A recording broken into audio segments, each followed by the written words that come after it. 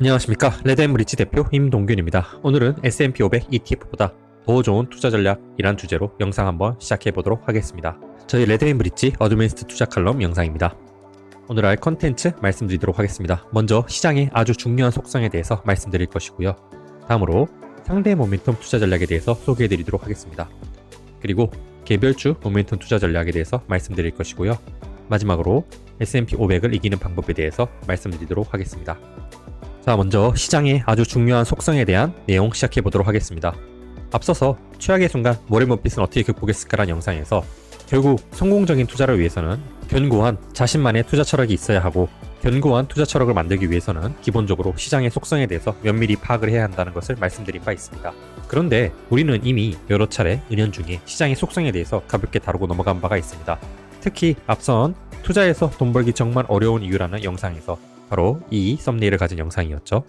시장은 근본적으로 복잡계 속성을 띠고 있기 때문에 여러 자산군에서 자산군의 수익률의 변동성은 정규 분포가 아닌 몇 함수 분포를 따르고 있다는 사실에 대해서 언급한 바 있습니다.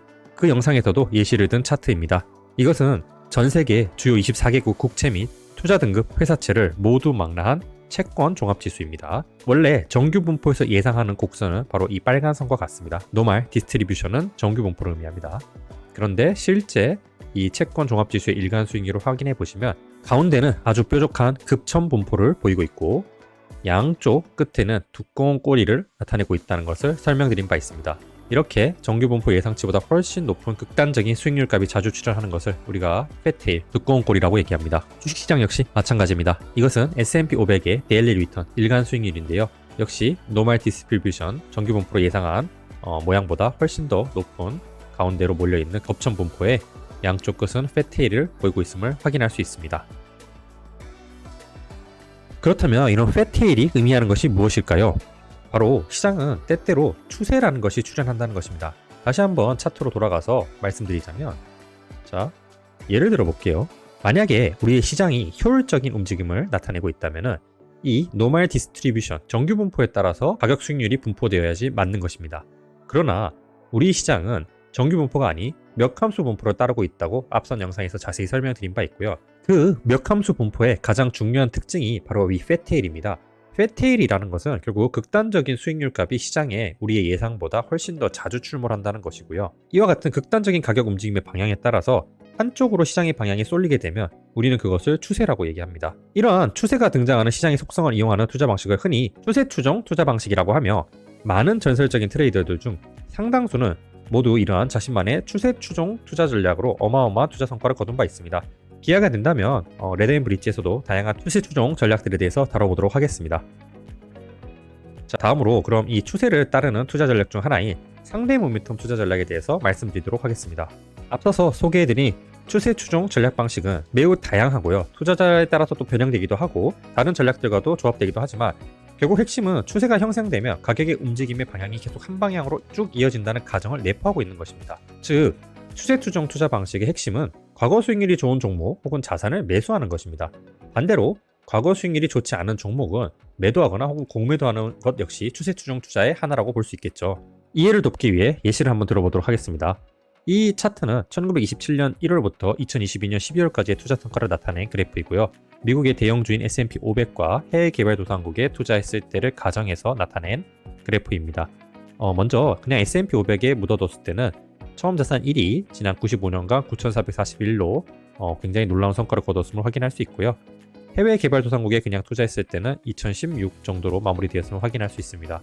그런데 재밌는 것은 S&P 500과 해외 개발도상국의 지난 12개월 수익률을 확인해서 더 높은 성과를 거둔 곳에 투자를 하는 12개월 모멘텀 전략을 썼을 때 이 두 자산권을 그냥 바이앤홀드 했을 때보다 훨씬 더 높은 성과인 22만 5,247로 마무리되었음을 확인할 수 있습니다.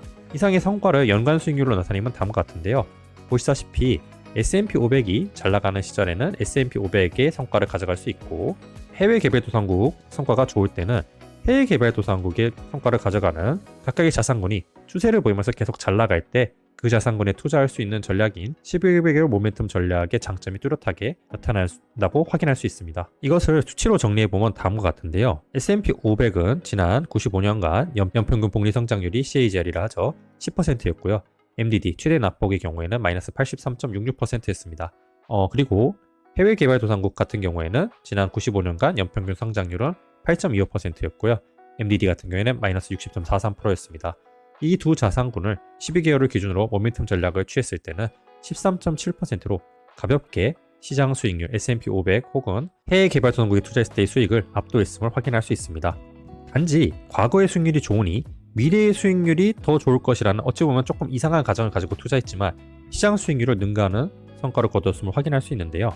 이와 같이 서로 다른 자산군 중 더 나은 수익률을 기록한 자산에 투자하는 방식을 상대 모멘텀 투자 전략이라고 합니다. 모멘텀 투자 전략에 관한 다양한 책과 논문이 있지만 가장 대중적으로 알기 쉽게 쓰여진 책은 바로 이 게리 안토나치란 분이 쓴 듀얼 모멘텀 투자 전략이라고 할 수 있겠습니다. 이 책은 미국에서 2014년 10월 30일에 이미 출판된 책이고요. 한국어로 번역되어 국내에도 2018년 4월 5일에 출간된 바 있습니다. 기회가 된다면 반드시 읽어보아야 할 투자 필독서 중 하나이며 추후에 레드앤브릿지에서도 리뷰할 계획이 있는 서적이기도 합니다.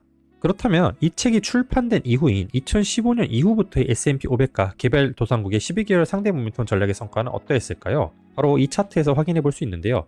대체로 널리 알려진 알파 전략들은 점점 그 수익률이 줄어들어서 특별히 시장 수익을 능가하지 못하는 경향성이 있습니다. 최근 7년간 미국 시장의 성과는 개발도상국 대비 압도적으로 좋았음을 일단 이 차트에서 확인해 볼 수 있고요.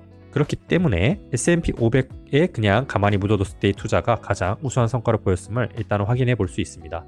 이것을 연간 수익률로 나타내면 다음과 같습니다.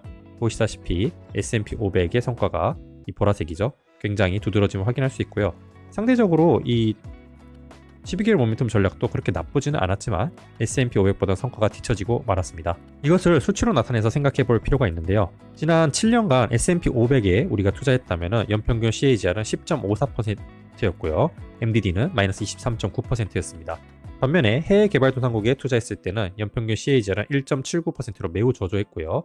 MDD 같은 경우도 마이너스 36.55%였습니다.